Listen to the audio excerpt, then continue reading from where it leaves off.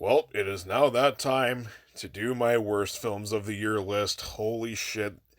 2025 was quite a year for movies, especially bad movies, because surprisingly, I didn't see a whole long list of really awful films this year. There were some awful films, don't get me wrong. Definitely enough to make a top 10 worst of the year, and a few honorable mentions on top of that. But yeah, I got the best list over with. Now it's time to do the fucking worst.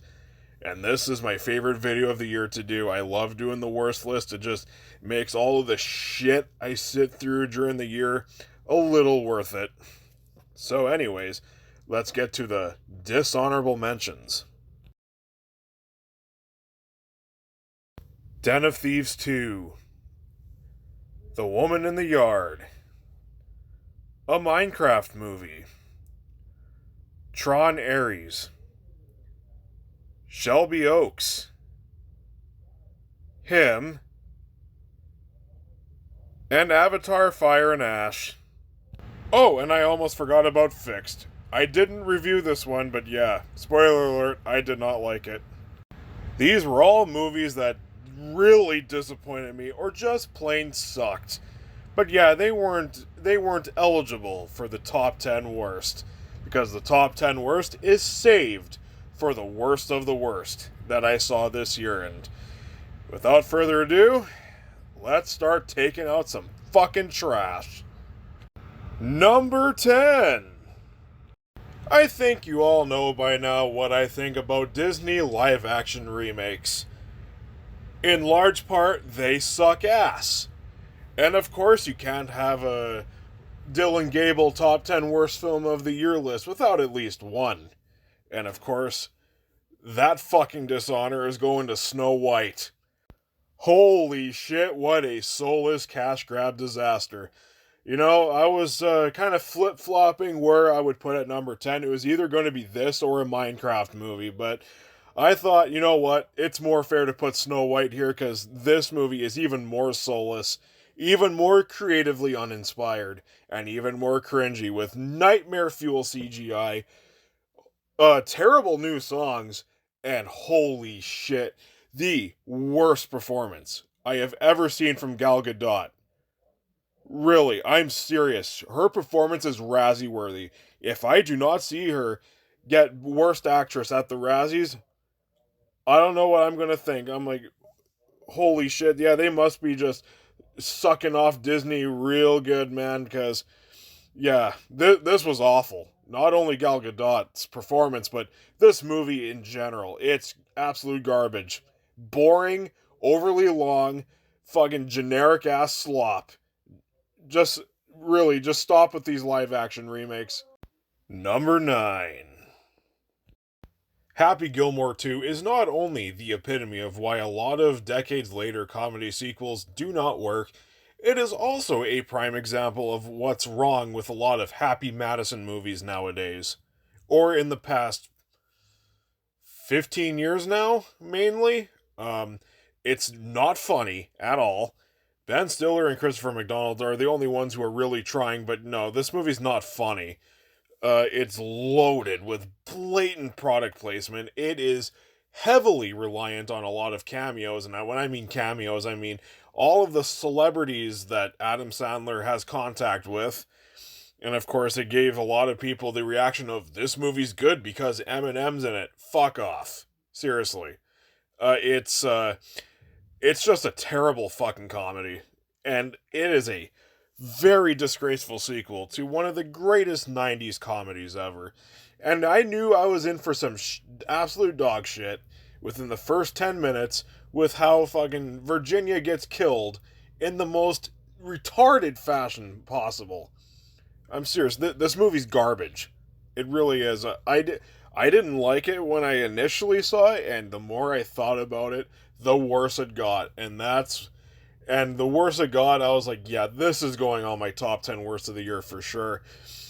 I really do not know why Adam Sandler just keeps wasting his talent on just absolute dog shit, bottom of the barrel garbage like this. He has comedic talent. He has shown it many times before, but It's just that, yeah, he's so late into his career that he feels like he doesn't need to try anymore. And if that's the case, why keep making comedies? You haven't made a funny comedy in years. Just stop already. Stick to dramas. That's what you're good at now. Just stick to dramas like Uncut Gems. Seriously. Just stop doing comedy, man. Those days are far behind you. Number 8. Karate Kid Legends is just nostalgia bait slop at its absolute worst. Holy shit, this was one of the biggest snooze fests of the entire year. This, other than, like, no, like, when it comes to, like, been there, done that stories, this rivals Avatar Fire and Ash. I am dead serious. This movie has the most rinse repeat plot of the whole year. If you've seen if you know what the plot is for the original Karate Kid and the 2010 Kung Fu Kid, I know it's also called the Karate Kid, but really it's Kung Fu Kid. This movie, like, if you've seen those, you've seen this in terms of plot. And also this movie has very lackluster action sequences, no style, no fun, none of that. And of course it tries to redeem itself by having Ralph Macchio and Jackie Chan here, and even they couldn't save it. I mean, it was cool to see Jackie Chan in something, but could he really save this movie? No. This movie was fucking boring, yawn-inducing garbage. If you were to skip any movie this year, you better hope it's this one. And trust me, there's 7 more movies on this list that are worse than this. Oh, God. Number 7.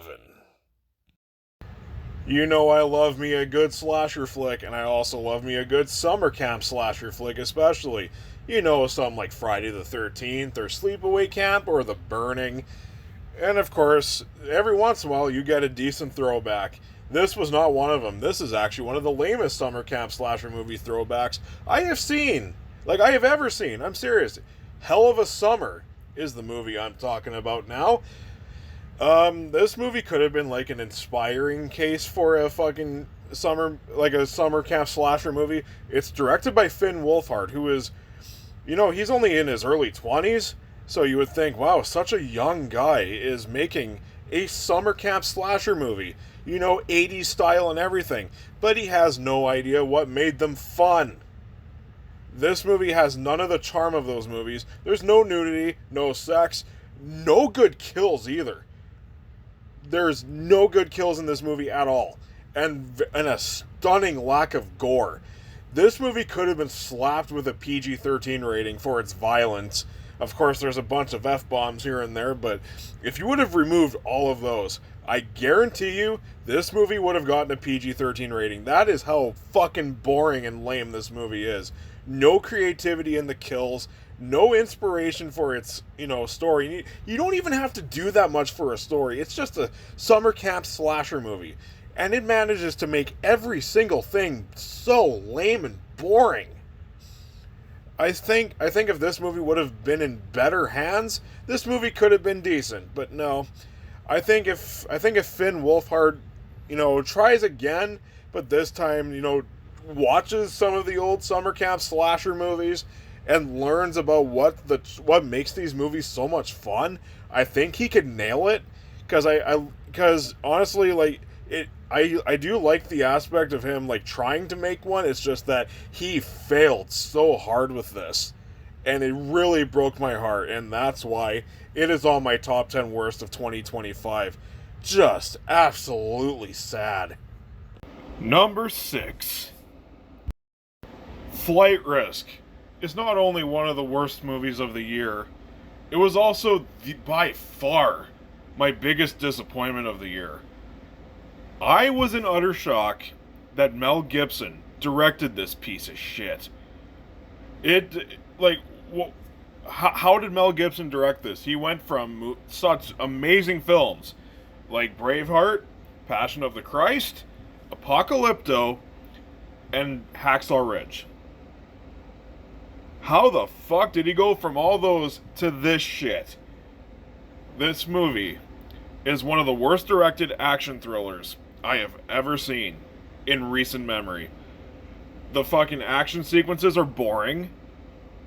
The green screen and CGI in this movie, holy fuck, are they atrocious. And the dialogue, don't get me started on that dialogue.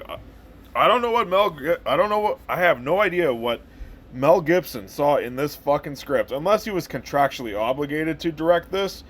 Maybe Lionsgate was like, oh, okay, Mel Gibson, before you can make your Passion of the Christ sequel, you gotta direct this. And he was like, oh, fuck it. If it gets my sequel made, then sure. That's the only logical conclusion I could come up with when it comes to him directing something this terrible. Like I said, it's full of terrible green screen, boring action, a ridiculous story. This should have just been an easy fucking movie to make. It's just a 90-minute action thriller with a simple plot, but no, whoever wrote this shit couldn't even do that. It's absolutely pathetic. Mel Gibson, I hope your sequel to Passion of the Christ is good, at least better than this. And Mark Wahlberg, I've been saying this for quite a while now. You need to get yourself a better agent, because you haven't had a good role in a long fucking time.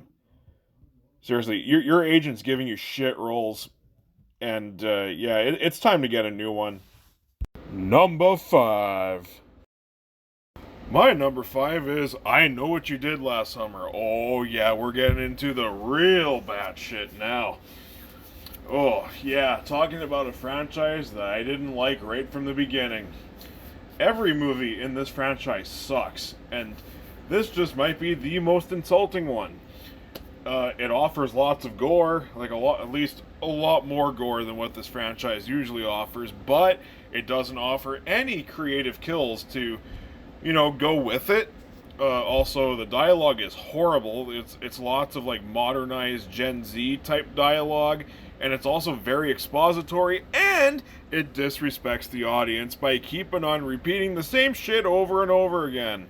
The same information that you've heard already. It's absolutely stupid.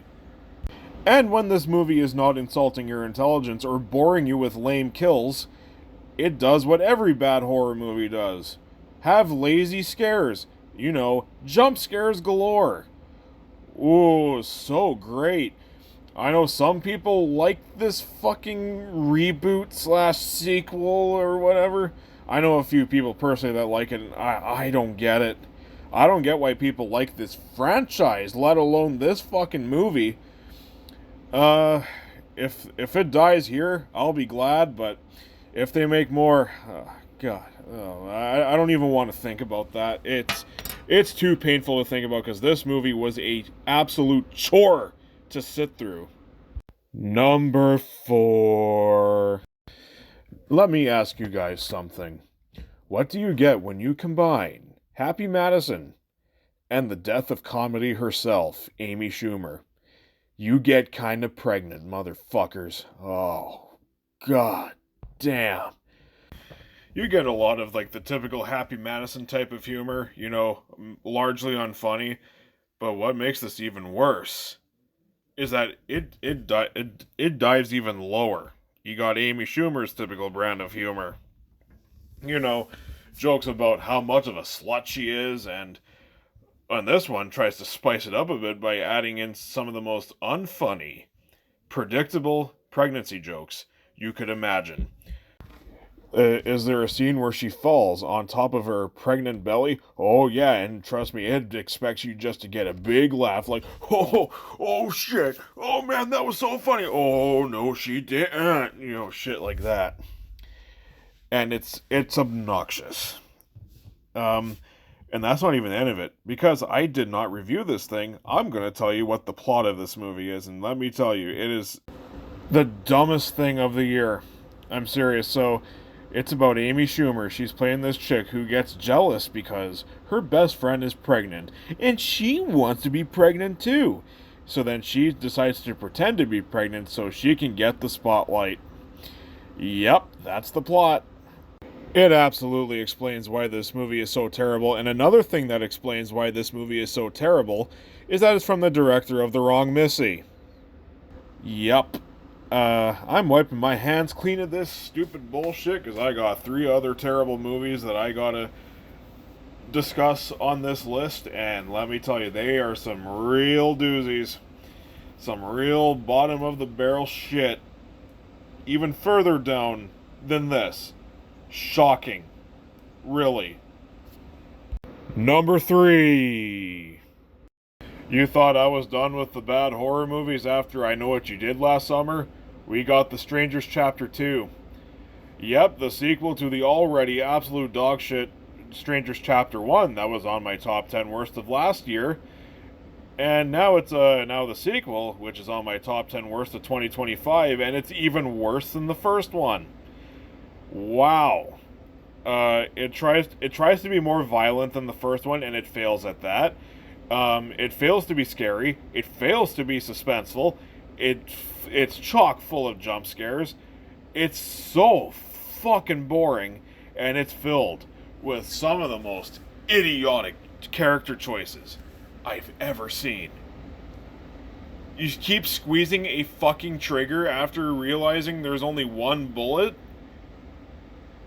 Oh, jeez.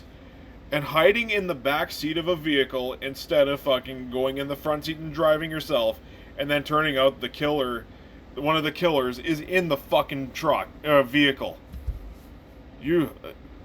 I swear, this trilogy has one of the most retarded protagonists I have ever seen in any horror franchise.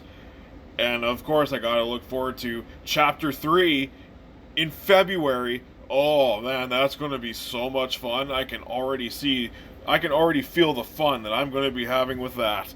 Not.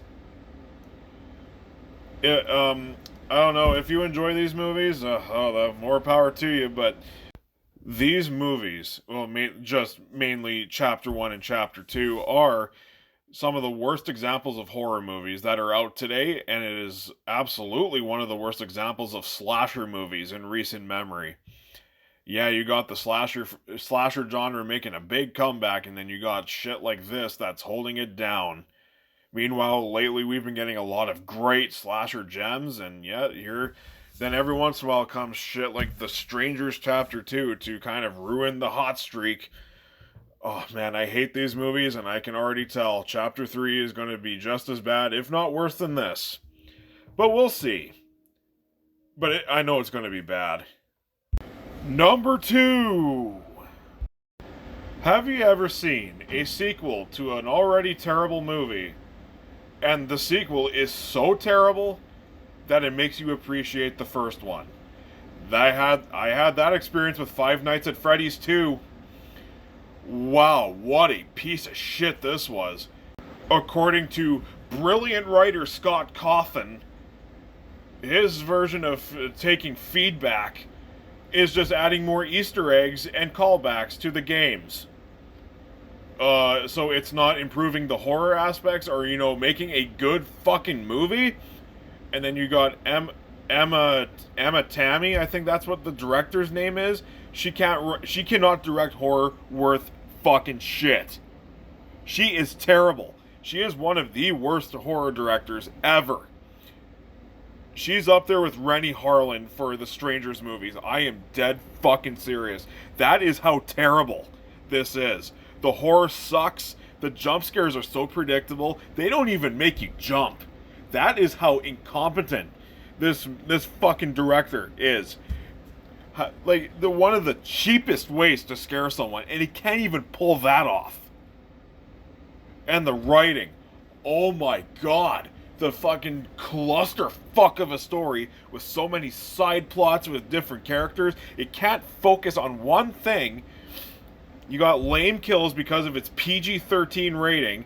There's a kill in this movie involving a person getting their head squished. And of course, because it's rated PG-13, it's off screen. Fuck you. And the comedy in this movie. Oh my god. Unfunny as fuck. But of course, there's going to be people defending this movie by saying, it was made for the fans. Shut the fuck up. You know what? You fans deserve better than this. I'm serious.